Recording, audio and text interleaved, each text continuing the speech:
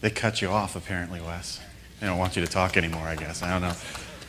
Oh, you left my notes this time. He tried to take my notes the last service. I told him that's everything. If he takes my notes, I got nothing. My whole brain's on here, and that's a sad statement since it's one-sided and then there's nothing on the other side. So that's all I got. But we're really glad that you guys are here this weekend. My name is Eric. I'm one of the pastors here, and I have the both humbling and daunting task of filling in for Pastor David, who is away in San Luis Obispo. I know we feel really bad for him that he's up in the Central Coast, but he's actually, yes, it's all here. Ooh, that's really hard. Yeah, sure. But he's filling in for Tom O'Leary, who was here a couple of weeks ago. He came, and I think they worked out some sort of a deal where Tom said, yeah, I'll come and teach at your church in August if you come and teach at mine during September. So do be praying for David there as he shares some time up there. And so, one of the things that is just really for me personally is, we are getting ready to celebrate our 35th anniversary, that the Desert Vineyard has been a part of this community and been a part of people's lives for 35 years. That's a pretty amazing thing.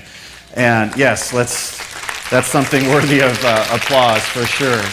And I forgot to mention this at the last service, but I want to put it out there to everyone, whether you're here in the main sanctuary, if you're in the cafe or watching across the internet, if the Desert Vineyard has made a significant impact in your life, then Pastor David's putting together kind of a collection of stories and kind of fond remembrances that people have had, and just talking about the impact that this church has had on their lives. And so if you want to email Pastor David, he would love to hear from you. It's dparker@desertvineyard.org.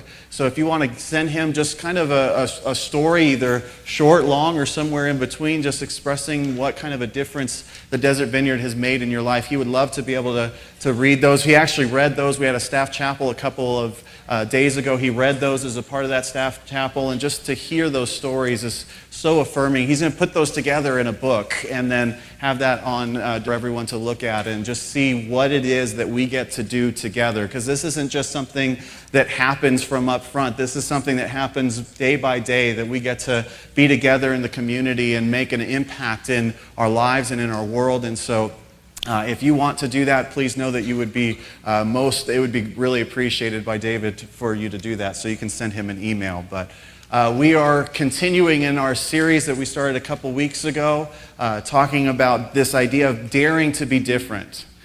Daring to be different. That really what God has for our lives is that we have something different about who